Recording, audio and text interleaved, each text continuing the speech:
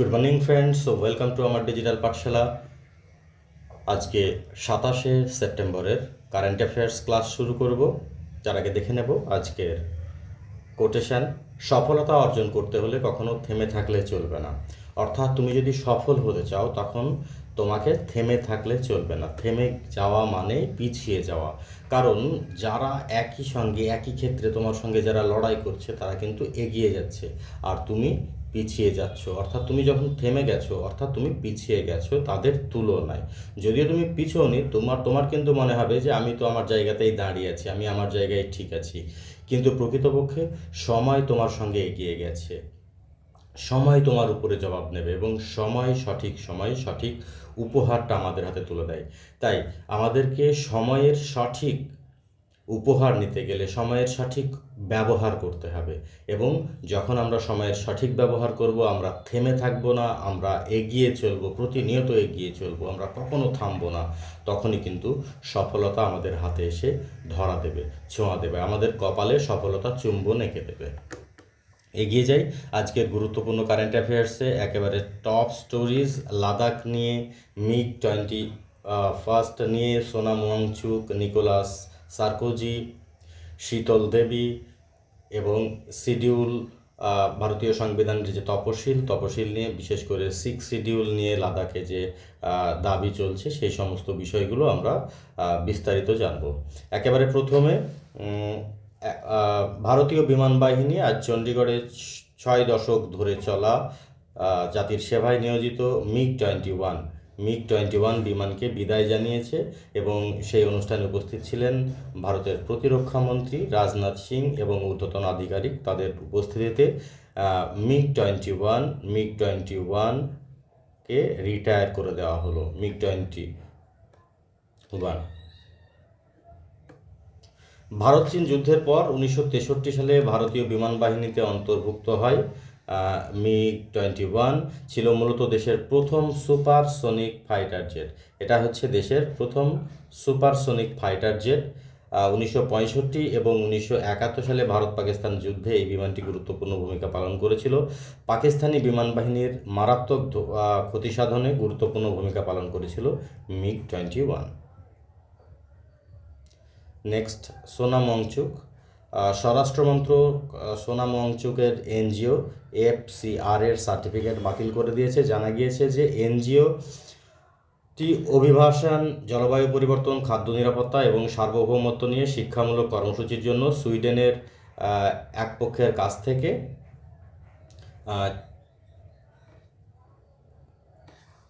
4,93,000-এর বেশি টাকা পেয়েছে। স্বরাষ্ট্রমন্ত্রক জানিয়েছে দেশের সার্বভৌমত্ব নিয়ে পড়াশোনার জন্য বিদেশি অনুদান নেওয়া জাতীয় নিরাপত্তা বিঘ্নকারী।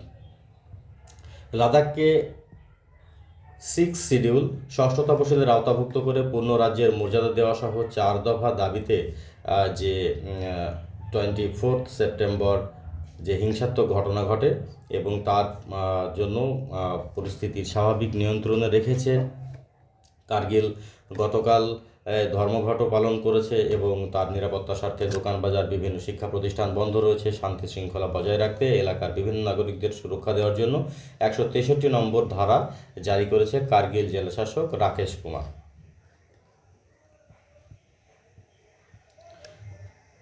নেক্সট, ফ্রান্সের প্রাক্তন রাষ্ট্রপতি নিকোলাস সার্কোজি ফৌজদারি ষড়যন্ত্রের দায়ে দোষী সাব্যস্ত হওয়ার পর তাকে 5 বছরের কারাদণ্ড দেওয়া হয়েছে। প্রয়াত লিবিয়ার নেতা কর্নেল মুয়াম্মার গাদ্দাফির কাছ থেকে পাওয়া লক্ষ লক্ষ ইউরোর অবৈধ তহবিল সম্পর্কিত এই মামলায় 2007 সালে নির্বাচনে প্রচার চালানোর সময় গাদ্দাফির তহবিল ব্যবহার করায় সার্কোজি অভিযুক্ত ছিলেন। এবং ফ্রান্সের সরকার পক্ষের যে অভিযোগ যে সার্কোজি পশ্চিমী দেশগুলির কাছে গাদ্দাফির ভাবমূর্তি উজ্জ্বল করার জন্য সাহায্যের প্রতিশ্রুতি দিয়েছিলেন। নেক্সট, শীতল দেবী এবং সরিতা, তারা ভারতের প্রথম যুগল যারা মহিলাদের ওপেন ডাবলসে কম্পিট করবে ফাইনালে ওয়ার্ল্ড আর্চারি প্যারা চ্যাম্পিয়নশিপ প্যারা অর্থাৎ ফিজিক্যালি যারা চ্যালেঞ্জড তাদের ক্ষেত্রে যে খেলা হয়ে থাকে সেগুলোকে প্যারা অলিম্পিক, প্যারা অ্যাথলেটিক্স এইগুলো বলা হয়। তো তারা ওয়ার্ল্ড আর্চারি প্যারা চ্যাম্পিয়নশিপ গানগুঞ্জ সাউথ কোরিয়ায় যে অনুষ্ঠিত হচ্ছে সেখানে তারা জিতে নিয়েছে এবং ভারতবর্ষ নিশ্চিত করেছে 4টে মেডেল এই চ্যাম্পিয়নশিপে।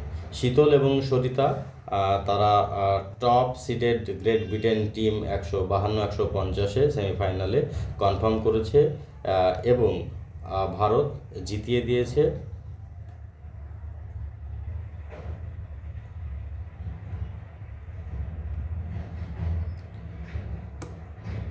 নেক্সট আবারও লাদাখকে নিয়ে স্বায়ত্তশাসিত হিল ডেভেলপমেন্ট কাউন্সিল 24 তারিখে লাদাখের লেতে ঘটে যাওয়া যে মর্মান্তিক ঘটনা এবং প্রাণ হারানো 4জন মানুষের মৃত্যুতে শোক প্রকাশ করেছে এবং ঘটনাটিকে দুর্ভাগ্যজনক বলে কাউন্সিল গভীর সমবেদনা জানিয়েছে এবং বিষয়টি পূর্ণাঙ্গ তদন্তের তারা আহ্বান জানিয়েছেন।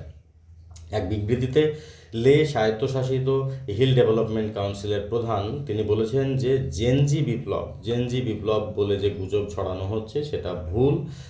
এখানে কোনো জেনজি বিপ্লব বা এরকম কোনো বিষয় না। লাদাখের যুব সমাজ এমনি তারা সবসময় পরিশ্রমী, তারা দায়িত্বশীল এবং শান্তিপ্রিয়, আর এই ধরনের দুর্ভাগ্য ঘটনার জন্য তাদেরকে দায়ী করা উচিত নয়, এটাই জানিয়েছে।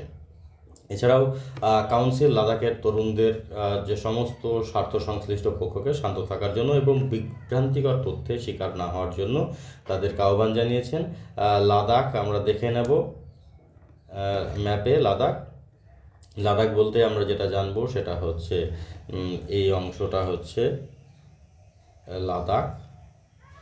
লাদাখে মূলত আমরা যদি হিমালয় পর্বতমালা দেখি তাহলে একেবারে ট্রান্স হিমালয়া লাদাখে অবস্থান করছে এবং তারপরেই কারাকোরাম অংশ, কারাকোরামের পরে জাস্কার এবং তারপরের অংশ গ্রেটার হিমালয়া এবং তার নিচে হচ্ছে পীর পাঞ্জাল। তাহলে আমরা মনে রাখতে হবে যে একেবারে উপরে হচ্ছে ট্রান্স হিমালয়া, তারপরে হচ্ছে কারাকোরাম, তারপরে হচ্ছে গ্রেটার হিমালয়া, তারপরে হচ্ছে পীর পাঞ্জাল, TKGP। এ হচ্ছে লাদাখ প্লেটো। এখানে কার্গিল,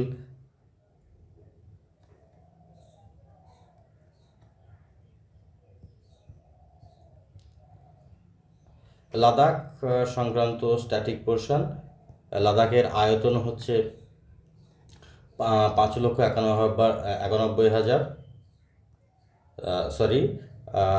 5,59,146 স্কোয়ার কিলোমিটার, 59,146 বর্গ কিলোমিটার। রাজধানী লে। জনসংখ্যা 2,90,492 জন। এখানকার ভাষা মূলত তিব্বতী, লাদাখি এবং হিন্দি ভাষা। এবার তফসিলের কথায় আসি আমরা। ভারতীয় সংবিধানে যে তপশিলগুলো আছে, এখানে 12টি তপশিল আছে। এই 12টি তপশিলে কী কী বিষয়বস্তু আছে সেগুলো আমরা জানব।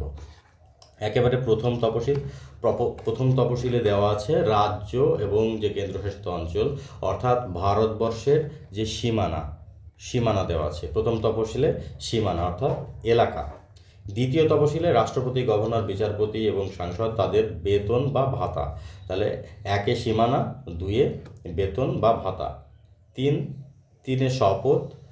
শপথ ও ঘোষণাপত্র, 4 রাজ্যসভার আসন বন্টন রাজ্যসভা, 5 তপশিল এলাকা উপজাতি প্রশাসন মূলত পাহাড়ি অঞ্চল, 6 শিডিউল আসাম, মেঘালয়, ত্রিপুরা, মিজোরামের উপজাতি স্বশাসিত এলাকা নর্থ ইস্ট।